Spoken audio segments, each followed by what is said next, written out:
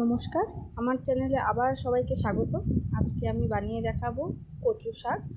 আমি কচু শাক আর কেটে নিয়েছি, আর সাথে ছোলা দিয়ে আমি সিদ্ধ করে নিয়েছি। দেখুন কি সুন্দর সিদ্ধ হয়েছে। এবার একদিকে আমি প্লেটে সব রেডি করে নিয়েছি। নারকেল কুচি, আদা থেতো করে নিয়েছি, শুকনো লঙ্কা, তেজপাতা, জিরা আর গোটা গরম মশলা, এই সবগুলো ফোড়নে যাবে। কড়াতে ভালো করে তেল গরম করে নিয়ে কড়াইতে সর্ষের তেল আমি অল্প পরিমাণে দিয়েছি, আপনারা চাইলে বেশি করে দিতে পারেন। তাতে তেজপাতা দেব, তারপরে দেবো শুকনো লঙ্কা। তেজপাতা শুকনো লঙ্কাটা অল্প ভাজা ভাজা হলে তার মধ্যে আমি দিয়ে দিব গোটা গরম মশলা আর জিরেটা ভালো করে ফুটে উঠলে ফুটে যখন উঠবে, পুড়ে যাবে অল্প, তখনকার তার মধ্যে আমি নারকেলটা আমি কুচিয়ে রেখেছি। নারকেলটা অতক্ষণ ভাজার দরকার নেই, নারকেলটা খালি কাঁচা গন্ধটা যাওয়ার মতো করে নারকেলটা ভেজে নেব। নারকেলটা ভাজা হয়ে গেলে তাতে আমি সিদ্ধ করে যে ছোলাটা আর কচু শাকটা রেখেছি, সেই কচু শাক আর ছোলাটা আমি এটার মধ্যে দিয়ে দেবো। দেখুন আমার নারকেলটা ভালো করে ভাজা হয়ে যাবে এখনই। খালি হালকা করে নারকেলটা ভাজলেই হবে। একদিন আপনারা বানিয়ে খেয়ে দেখবেন, খুব স্বাদ হয়, খুব ভালো লাগে খেতে। যাই হোক, আমি আদা বাটাটা অনেকক্ষণ পরেই দিয়েছি। এখন আমি এই যে দেখুন ঝরিয়ে রেখেছি নারকেল আর ছোলা আর কচু শাক, সেই ছোলা আর কচু শাকটা এইটার উপরে দিয়ে দিব।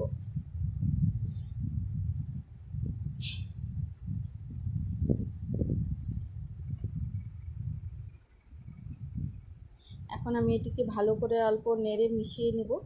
তার মধ্যে আমি একে একে আদা বাটা, জিরের গুঁড়ো, লঙ্কার গুঁড়ো, অল্প ধনে গুঁড়ো আর লবণ, এই সব কিছু দিয়ে আমি এটিকে ভালো করে মিশিয়ে নেব। আর আপনারা মনে রাখবেন, কচু সেদ্ধ করার সময় অল্প লবণ আর একটু লেবু চিপে দেবে, তাহলে কচু কখনো গলায় ধরে না। এখন আমি এই সব মশলাগুলো, যেমন হলুদ গুঁড়ো, জিরে গুঁড়ো, ধনে গুঁড়ো আর লঙ্কার গুঁড়ো, সবগুলো একসাথে দিয়ে ভালো করে কচু শাকটাকে মেশাবো। ভালো করে মিশিয়ে নিলে, কচু সবসময় রান্নার সময় কচু শাক জল থাকে, জলটা ভালো করে শুকিয়ে নিলে গলায় ধরে না। আর নামানোর আগেও অল্প লেবু চিপে দিতে হয়, কিন্তু আমি আগে যেহেতু সেদ্ধর সময় লেবু দিচ্ছি, আমি তাই পরে আর লেবু দিইনি। সব মশলা দিয়ে ভালো করে যখন শুকিয়ে গেছে, শুকিয়ে আমি এর মধ্যে দেখবেন জলটা শুকিয়ে আসবে যখন, এর মধ্যে অল্প চিনি দিয়ে ভালো করে নেড়ে এটাকে শুকিয়ে নিতে হবে। কড়াইয়ে সাইড দিয়ে অল্প ছড়িয়ে রাখলে তাড়াতাড়ি শুকিয়ে যায়। এটা সিদ্ধ হওয়ার কিছু নেই, সেদ্ধই আছে।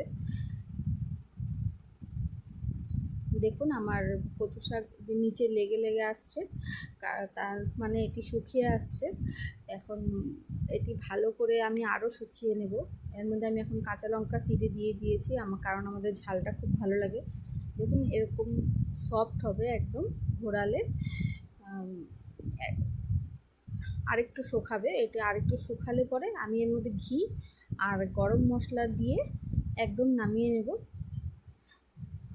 ঘি গরম মশলা দিলে সেন্টটা খুবই সুন্দর হয়। আপনারা খেয়ে দেখবেন, আমাকে অবশ্যই কমেন্টে জানাবেন কেমন হয়েছে খেতে, বানিয়ে আমায় জানাবেন। তাহলে আমি আরও অন্য রান্না করতে আমি আরও উৎসাহিত হব। দেখুন কচু শাকটা আমার এরকম একদম হয়ে গিয়েছে। আপনি গরম ভাতের সাথে খালি এই শাক দিয়ে ভাত খেলেই আপনার মন ভরে যাবে। খুব লোভনীয় হয়েছিল, আপনারা বানিয়ে জানাবেন। নমস্কার।